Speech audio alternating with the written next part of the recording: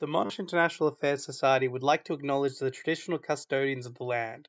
We recognise that Monash University is situated on the land of the Bunurong people of the Kulin Nations. We pay our respects to elders past and present.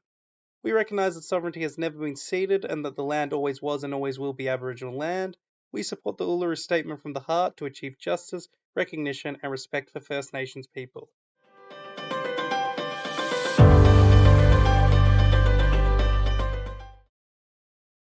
Everyone, so today I'm just going to be redoing the how to model UN video from the first Monday's training. Unfortunately, we had a little bit of difficulties with recording it during the event because their microphones weren't working, so we recorded it but you couldn't hear anything.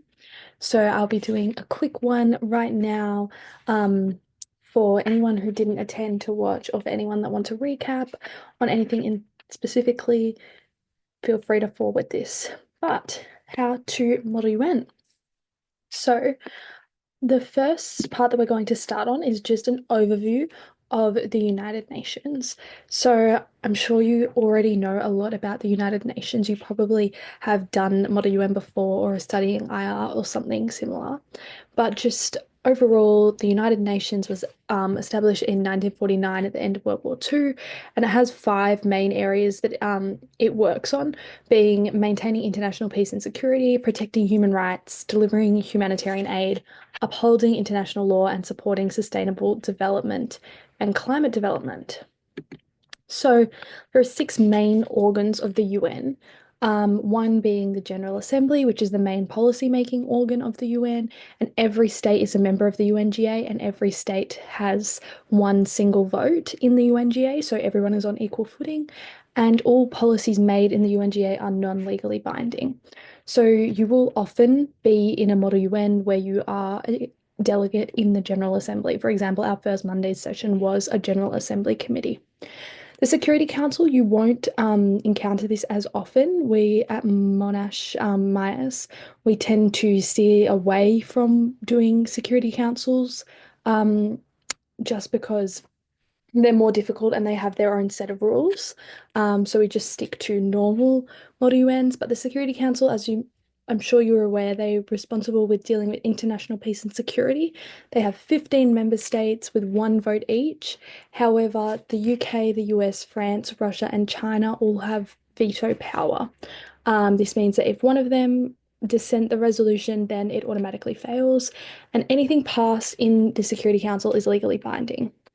Then you've got ECOSOC, which is the Economic and Social Council, which discusses issues of the economy, the environment, and social challenges. And again, it's pretty similar to the UNGA. All policies are non-legally binding. We've got the International Court of Justice as well, which hears disputes between member states. For example, in Australia, we had the case of questions relating to the seizure and detention of certain documents and data between Australia and Timor-Leste. And then you've got the Secretariat, which is the Secretary General at the top, which focuses on the operation of the UN. And then you've got the Trusteeship Council, but the Trusteeship Council doesn't actually exist anymore. It was used to supervise the administration of trust territories as they transition from colonies to sovereign nations. But as all of these states have moved to sovereign nations, now it doesn't have a use.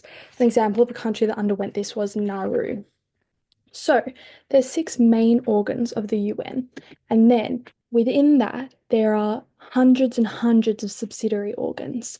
So these are subsidiary bodies that are inside one of the 6 main organs that deal with specific things. So just to do like a little close-up on this, for example, if you're in the UNGA, you've got many subsidiary bodies that you've probably heard of before. You've got UNICEF, you've got the Human Rights Council, UN Women, or the Office of the UN High Commissioner for the Refugees. Subsidiary bodies of the Security Council, you've got the Counterterrorism Committee and the Sanctions Committee. ECOSOC, you've got like the Joint Program on HIV and AIDS, and for example, you've got all these economic commissions. Same for the Secretariat, there's heaps of subsidiary bodies.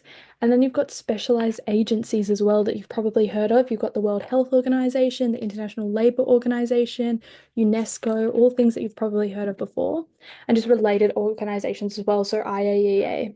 which is the International Atomic Energy Agency. These are on the World Trade Organization as well. These are all bodies that you can be in a Model UN.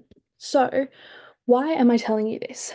The reason I'm telling you this is because when you're participating in a Model UN, you're going to be in one of these bodies. So you might be in the UNGA, you might be in UN Habitat, or you might be in IAEA or the Commission on the Status of Women. You can be in any body, and each of these bodies have their own powers and their own functions, which are known as their mandate. So when you're participating in a Model UN, you can only create resolutions that are within the mandate. So, for example, you do not have to read all of this, it is a lot, but the mandate of UNESCO is here. It's outlined in its constitution, and I have highlighted in the purple, which is the substance of what they are allowed to do. So here we've got like education, science, and culture. We've got international exchange of people active in fields of education, science, and culture, a lot to do with conservation and protection. So that is like the substance of what they're allowed to work on. And then in red, we have what they're actually able to do, which is mainly recommending things or suggesting things, instituting collaboration. And then at the bottom, even you've got prohibited from intervening in matters which are essentially within a state's domestic jurisdiction. So that is what you're allowed to do. So when you're going into a Model UN, you really need to have an understanding of the mandate of the committee that you're in, because you need to know what you're allowed to legislate on and to what extent you're allowed to make recommendations, or whether things are allowed to be legally binding. What can you actually make people do? Just another example here, you've got the UNGA. Again, it can only really make recommendations, it can initiate studies, and the substance is all on like peace and security or just like human rights and stuff, but you can read that in your own time. So yes, the reason why I'm telling you that is because you need to know what committee you're in and you need to know its mandate. Hopefully that all makes sense so far. And we'll go on to what is Model UN. So Model UN is a simulation of the United Nations, and you will participate as a delegate representing a country, and you will negotiate world issues, and you will come up with a solution to the issue, working with and negotiating with other delegates. So your main goals as a delegate is to adequately represent the interests of your country, to create a resolution that addresses the issues, work with and collaborate, engage in teamwork to create the resolution, and then to pass the resolution. So, how does a Model UN work? First off, you have roll call, which is simply just attendance. Then you have the general speakers list, which is speeches. Informal debate is informal negotiations. Then you have merging, which is not necessarily a step in Model UN, but it's like a strategy that you will use, which we will talk about later. You have amendments, and then you have voting. So I'll be going into each of these in this video. So roll call. Roll call is very simple. It occurs at the start of every Model UN, and if you're participating in a Model UN that goes over a few days, you have a roll call at the start of every day. This is when the chair takes attendance and ascertains how you'll be voting. So you can either be present or you can be present and voting. And the difference between this is that when you're present, you're able to abstain from substantive votes, but when you're present and voting, you're not able to abstain from substantive votes. So you can only vote for or against. So what is the difference between a substantive and a procedural vote? Substantive votes are about the issues being debated, so they're about the amendments and the resolutions, and procedural votes are about Model UN procedure, and no one is allowed to abstain from procedural votes. You can just simply vote yes or no. So you have a little quiz. This was done in person, I guess. Don't really need to do it here, but like a vote to suspend the meeting, which means going into informal debate. That would be a procedural vote. A vote to change the speaker's time, again, would be procedural. A vote on an amendment, which is like the actual substance, would be a substantive vote. A vote on a draft resolution, again, would be substantive. A vote on setting the agenda. So just I'll tell you a little bit about what setting the agenda is. Setting the agenda is when you're participating in a large Model UN, you'll be given two different topics and you must prepare for both topics. But you will only debate one of the topics at the start. So you will have a vote on which topic you would like to debate. But if you get to the end of that, if you're doing a 5-day conference and you do 4 days on the first topic and then you finish that, you will do the last day on the second topic. But generally speaking, you will never finish it, or if you do, you'll only have like an hour on the second topic. So setting the agenda means basically just choosing which topic you'd like to consider first, which topic you'd like to write resolutions on first.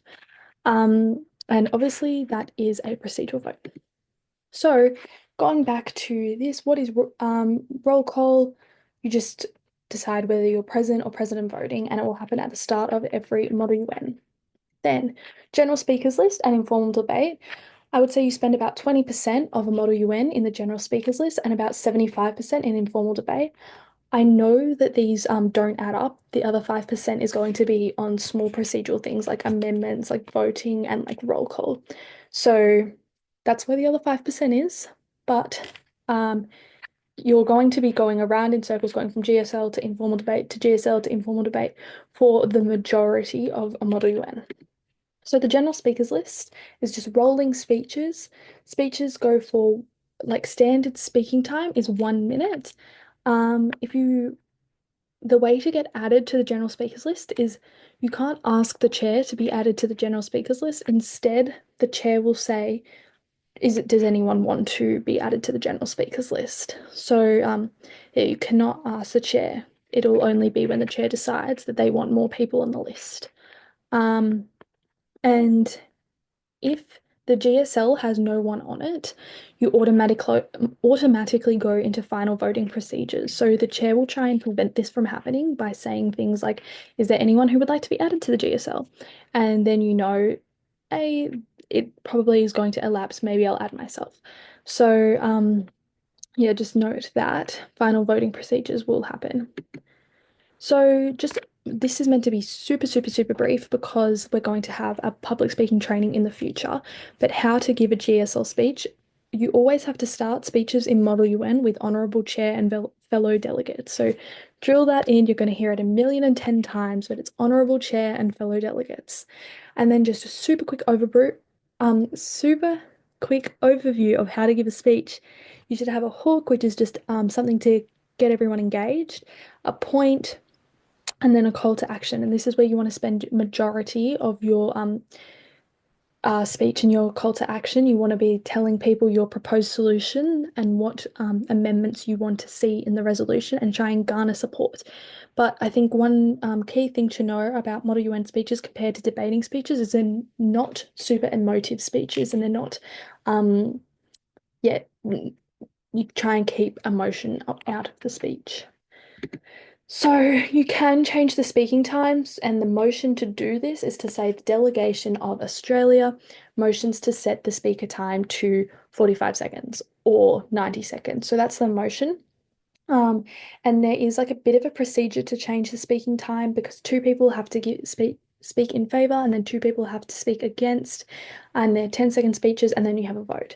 So it's not commonly used to change the speaking time, but it does exist. But I wouldn't really recommend it, and we won't be entertaining that motion at Mondays just because it takes time to do. So now that I've explained how the general speakers list works, how do you get from the general speakers list to informal debate? The way that you do this is the chair will ask if there are any motions from the floor, and the correct motion is the delegation of Australia motions for a suspension of the meeting for 60 minutes, or however long you want it to be, 20 minutes, I don't know. And a simple majority is required for that to be successful. So the key words being suspension of the meeting. The delegation of Australia motions for a suspension of the meeting for 20 minutes. And then vote. So informal debate, super simple. It's just an opportunity for you to freely negotiate with other delegates. It's super casual. You can talk to anyone. And this is when you want to start writing your working papers. So just what to do in informal debate if you do get lost. Create a block of allies. Traditionally, you will see blocks of like, you'll have like an Asian block, an African block, a European block. That's sort of what happens, but that isn't no means like what has to happen. You can do anything. Like when me and Esther were in New York, our block was a mix of everyone from anywhere. We thought we were going to have an African block. We did not have an African block. Um, so your allies can be anyone. So what you want to do is create a block of allies. You want to gain support for your solutions. Really tell people what you want to see in the resolution and try and let the chamber know about it. You want to start writing your resolution. And on top of that, you want to have an understanding of what other delegates' agendas are. So you want to know what is going on in the room. So say you're in the Asian bloc or something, you still want to know what it is that the African bloc is writing and trying to achieve, what it is that the European bloc is writing and trying to achieve. You want to know what everyone in the room is trying to achieve and what all the resolutions focuses are. So when you go into a Model UN, your resolution might be focused on climate change or something, and then the next is focused on like the legal system or transparency or something. So each resolution is going to be different, and you want to have an understanding of what all of the other resolutions are talking about as their main focus. And the way to get from informal debate back to the GSL, the only way to do this, there's no motion for it, is for the time to elapse. So no motion to get back to the GSL. If you want to extend the informal debate, the maximum time you can extend it by is half of what you just had. So if you just had a 1 hour suspension of the meeting, you can extend it by half an hour. So writing a resolution. Resolutions have two types of clauses. They have preamble clauses and operative clauses. Preambles set out the historical background and context of the actions and really justify why you're taking the actions. And then operative clauses are what actions you want states to take. Not just states, it could be anyone. What action you want to see in relation to the issue. So, for an example of preambular clauses, you could have preamble clauses that are about context, so that they could refer to previous UN decisions, they could refer to the Sustainable Development Goals, they could refer to treaties that exist, like I've got here CEDAW, which is the Convention Against the Elimination of Discrimination Against Women. I don't know if that's what it's called. Anyway, then you could have context on the scenario. So if it's on a specific scenario, you could have the factual situation, you could have statistics, and you could have specific incidences. So if it was about plastic, you might have like statistics on plastic or something. And then you have sentiment, which is just international feeling about existing initiatives or actions that aren't operative clauses. So we'll get into that, but like international feelings, like you might all not like something, or you might all look favorably upon something. So maybe one state has this really good plastic initiative, you might look favorably upon that state's plastic initiative, if that makes sense. So then, in terms of ideas for operative clauses, they can be vague or they can be specific. It depends on how good your negotiation is. You can create new bodies, but it is not recommended. Instead, going back to the very start of this video where I went through and showed you all the subsidiary bodies of the UN, you should be trying to utilize those subsidiary bodies, and try and find a subsidiary body that already exists and see if you can expand what they can do. Or find if there is something that you're thinking of that already exists, in what way can you bolster that and make it more effective? Maybe it just needs increased funding or something like that. So yeah, that goes on to the next point. You can strengthen initiatives that already exist and fill their shortcomings. You could create whole new initiatives. So you might make the World Health Organization make a whole new campaign or something like that. You can provide new perspectives. So what I mean by this is you might have an issue that is neglects to consider the effect this has on Indigenous populations. So you might provide new perspectives and consider the issue from these Indigenous perspectives. and what action you can take to make sure that it considers them. Then you can recommend individual states to do things or to implement things. So you might recommend that all states implement CEDAW or something like sign to CEDAW or something like that. And then you can call for partnerships and for particular people to work together. So hopefully that gives you some baseline of what preamble and operative clauses can be. We will in the future have a clause writing skills workshop at one of our Monday sessions, which will be the next one on the 28th of April. So this is just for you to note. When you're writing a preambular clause, it must start with one of these words, but that is posted in the Discord server, so you can have a look at it there. And same for when you're writing an operative clause, it must start with one of these words, again in the Discord server. So now you have a working paper and a draft resolution. I'm going to explain the differences here, but essentially they're the same document at different stages throughout the MUN. So I'm going to go to the next page and come back. Working paper is an editable document. It'll be a Google document that everyone has access to, and you're allowed to write preamble clauses and operative clauses. It's basically just a draft of a draft. So the working paper is editable by everyone. That's like all I can say, really.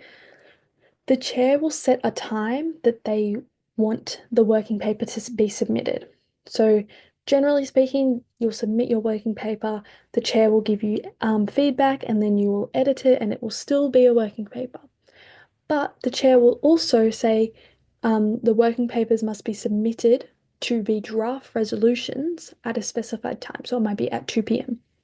So, what is a draft resolution? A draft resolution is when this editable document turns into now a non-editable document. So the chair will save it as a PDF and will send it out to everyone, and then that becomes a non-editable document. But it is the exact same document. It's got the exact same clauses, but the working paper is editable and the draft resolution is not editable. Now, how do you amend a draft resolution? The only way you can do that is through the formal amendment process, which happens at the end of the debate. So, and in the formal amendment procedures, you can only edit operative clauses. So when you submit a draft resolution, you must be super happy with all the preambles because they cannot be edited. I'm just going to go back here to the difference between a sponsor and a signatory. When you have a working paper and a draft resolution, you can either be a sponsor or a signatory. So sponsors are people that have generally helped write a lot of the working paper, and they are willing to defend the working paper as a whole. Every single clause in that resolution, they should be willing to defend. And then a signatory, on the other hand, are people that agree with the general premise of the working paper, but they might not have had a large role in the creation of the paper.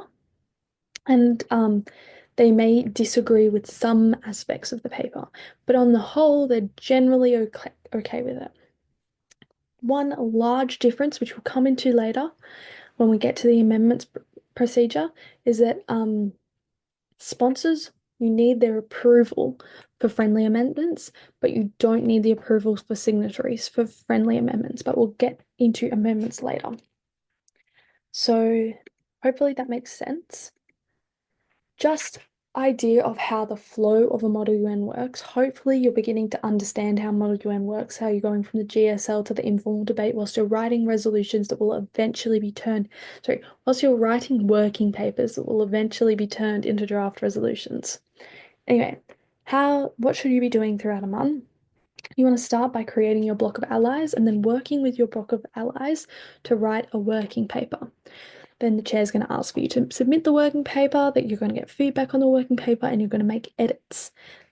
Then what's going to happen is you're going to merge. So, generally speaking, two working papers will talk about similar things, but they still have some differences, but you will merge them into one. The chair might say, for example, you might have 5 working papers, but the chair will say, I'm only going to accept 2 draft resolutions. So what are you going to do? You have to merge with other people. So you'll merge and you will write a new working paper. Typically, you'll start a new Google document that's completely from a blank slate, and you'll um, copy and paste in things, clauses as you go, and you'll change the wording, you'll make a few compromises, but that is what merging it is when 2 different working papers come together, 2 different blocks come together and make a whole new working paper. Then you'll undergo the same feedback and edit process that you did at the start. And maybe even you will merge again. Maybe you will, maybe you won't. Depends how much time you have. In a typical Monday session, we don't expect you to merge like twice.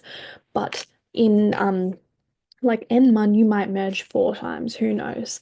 And then you'll have the amendments and voting procedure. So hopefully this is starting to make sense. So then just final procedures, you have amendments and voting. So there are 2 types of amendments. You've got friendly amendments and you've got unfriendly amendments. Friendly amendments are typically things like grammar, they're typically punctuation or very non-controversial issues within the resolution. And friendly amendments, if you have the support of all sponsors, they will automatically be passed and you don't need to vote.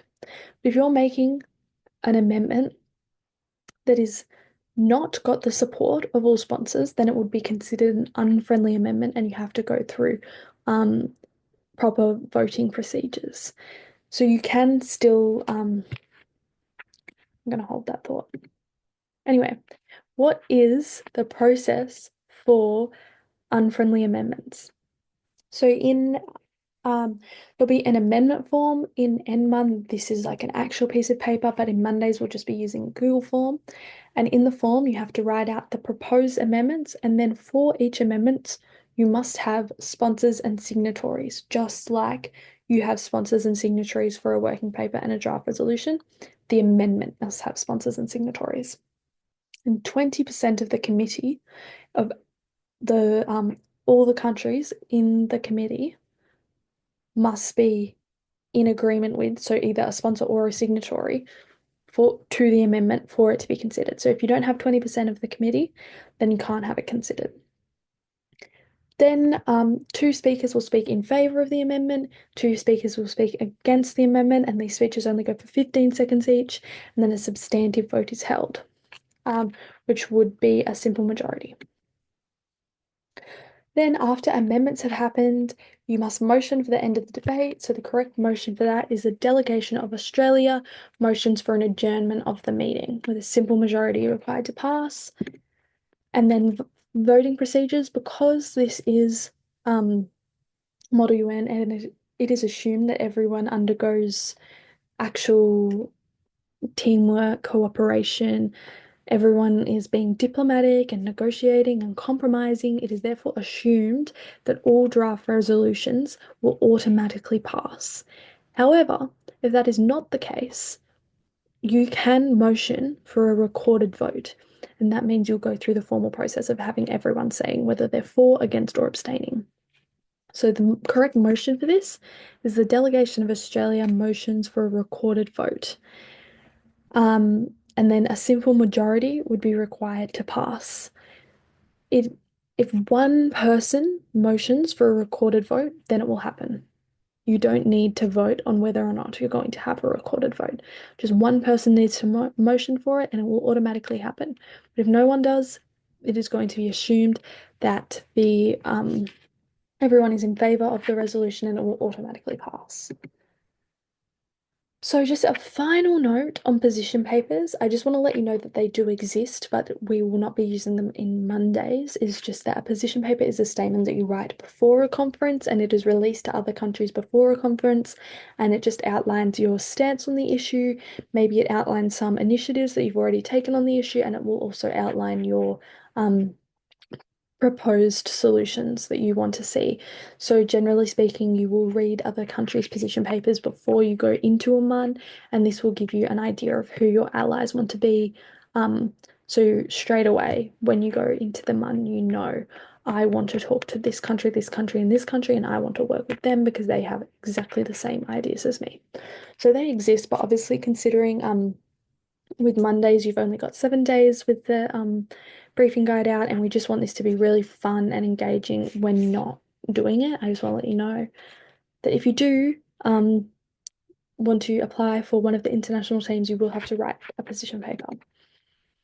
So just generally, what we will be doing in future trainings.